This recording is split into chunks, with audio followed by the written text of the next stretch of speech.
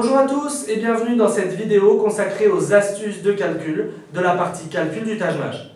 Alors, le calcul, c'est à la fois l'apprentissage par cœur, des carrés, des cubes, des nombres premiers, des multiples, ça vous le savez.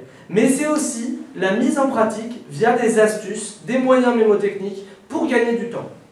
Je vais voir avec vous, là, au cours de cette vidéo, 5 astuces qui vous permettent de gagner du temps et qui tombent très fréquemment lors du test Taj 2. Des astuces comme ça, il y en a des dizaines d'autres. Je vous invite, si jamais vous aimez ça, à aller voir dans le livre pour en avoir beaucoup plus. La première astuce que j'ai envie de partager avec vous, c'est l'astuce qui consiste à calculer de manière très facile le carré d'un nombre qui se termine par 5. Par exemple, 65 au carré. Ça peut paraître compliqué comme ça, évidemment les carrés il faut les connaître de 1 à 25, donc 65 au carré vous n'êtes pas censé le connaître. Comment le calculer facilement? Première étape, vous savez que ça se terminera par 25. Le carré d'un nombre qui se termine par 5 se termine par 25, donc vous mettez 25 à la fin. Deuxième étape, vous prenez le premier nombre, c'est-à-dire ce qui vient avant le 5, ici 6, et vous le multipliez par le nombre suivant dans la numération, c'est-à-dire 7. 6 fois 7, vous savez tous le faire, 42. Le résultat 42 que vous venez de trouver, vous le juxtaposez au 25.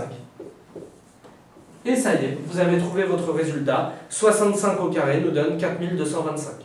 Donc je répète, vous mettez 25 à la fin, vous prenez le nombre avant 5 et vous le multipliez par le nombre suivant, ici 6 fois 7, 42. Première astuce. La deuxième astuce que j'ai envie de voir avec vous, c'est l'astuce de l'équidistance. Prenez une multiplication comme par exemple 14 fois 7. Alors vous allez me dire, on est censé connaître l'étape jusqu'à 20, 14 fois 16, on le connaît. Vous auriez raison de me dire ça. Maintenant, admettons que vous l'ayez oublié. Comment on peut procéder pour faire 14 fois 16? 14 fois 16, qu'est-ce que je remarque? Ça, c'est 15 moins 1. Et ça, c'est 15 plus 1. C'est pour ça que ça s'appelle l'astuce de l'équidistance. C'est la même distance entre 14 et 15 qu'entre 15 et 16. Donc regardez ce que je vais faire. Je vais dire que c'est tout simplement 15 moins 1 multiplié par 15 plus 1. Alors là, je l'écris, mais vous, dans votre tête, vous n'avez pas besoin de l'écrire une fois que vous aurez compris comment ça marche. 15 moins 1 fois 15 plus 1, vous reconnaissez une identité remarquable. A moins B fois A plus B. A moins B, A plus B, vous savez que ça donne comme identité remarquable A carré, 15 au carré, moins B carré, 1 au carré. 15 au carré, vous êtes censé le connaître, 225. Admettons que vous l'ayez oublié. Qu'est-ce qu'on va faire? 15 au carré, on va le calculer grâce à la méthode précédente. 15 au carré, vous savez que ça donne 25 à la fin.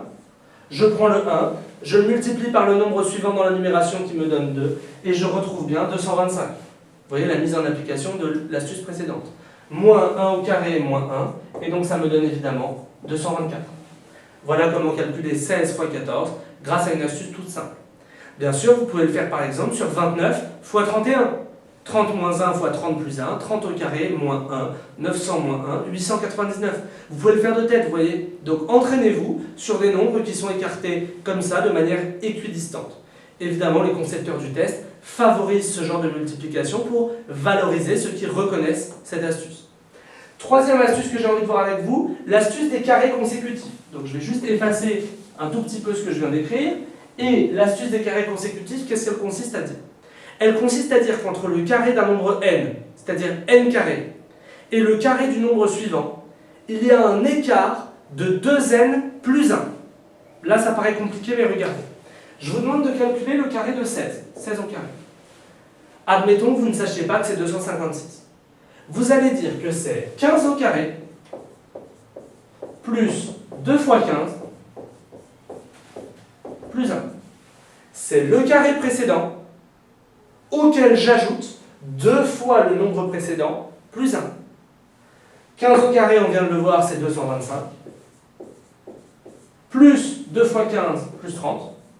Plus 1, plus 1. Et on retrouve bien 225, 255, 256, le nombre que vous étiez censé connaître. Donc, vous pouvez faire exactement pareil avec 66 au carré. Vous savez que c'est 65 au carré, plus 2 fois 65, plus 1. Je vous laisse le faire. Quatrième astuce que je partage avec vous, l'astuce de l'écart. L'astuce de l'écart, elle consiste à se rapprocher d'un carré pour faire des calculs. On va prendre un exemple, 12 fois 13. Vous savez que 12 fois 13, c'est 12 fois 12 plus 1. Donc c'est 12 fois 12 plus 12. Donc c'est 12 au carré plus 12. En le décomposant comme ça, 12 fois 12 plus 1 qui me donne 12 au carré plus 12. Qu'est-ce que je peux faire? Ça c'est 144, vous êtes censé le connaître par cœur. Plus 12, 156. 12 fois 13, 156 de manière immédiate. Voilà encore une astuce. Je vous laisse l'utiliser par exemple sur 17 fois 18. 17 fois 18 c'est 17 au carré plus 1 fois 17. Je vous laisse le faire. Dernière astuce que je partage avec vous, la décomposition des pourcentages. Admettons qu'on ait un calcul qui nous demande de faire 16% de 15. C'est assez compliqué comme ça.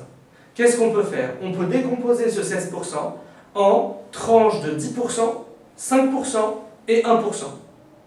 Est-ce que vous êtes d'accord pour dire que 16% de 15, c'est 10% de 15, plus 5% de 15, plus 1% de 15. Jusque-là, ça va. 10 plus 5 plus 1, ça fait bien 16. 10% de 15, ça fait 1,5. 5% de 15, pas besoin de calculer, c'est la moitié de 1,5, c'est 0,75. 1% de 15, c'est 10 fois moins que 10% de 15, c'est donc 0,15. Au global, 16% de 15, c'est bien la somme de ça. 1,5, 2,25, 2,40. 16% de 15, c'est donc 2,4. Cette dernière méthode, la méthode de décomposition en pourcentage, vous pouvez le faire sur tous les pourcentages. Si je vous demande 17% de quelque chose, c'est 10%, plus 5%, plus 1%, plus 1%. On peut le faire tout le temps. On peut même le faire dans l'autre sens. Si je vous demande 19%, c'est 10%, plus 10%, moins 1%. Voilà 5 astuces qui sont extrêmement fréquentes aux tâches 2. J'espère vraiment que vous allez les intégrer et qu'elles vont vous aider à gagner du temps. N'oubliez pas que votre principal ennemi, c'est le temps. Et il y a des dizaines et des dizaines d'autres astuces comme celle-là dans le livre Le Manuel du tâche 2. N'hésitez pas à vous y référer. En attendant, je vous dis bon courage et à bientôt.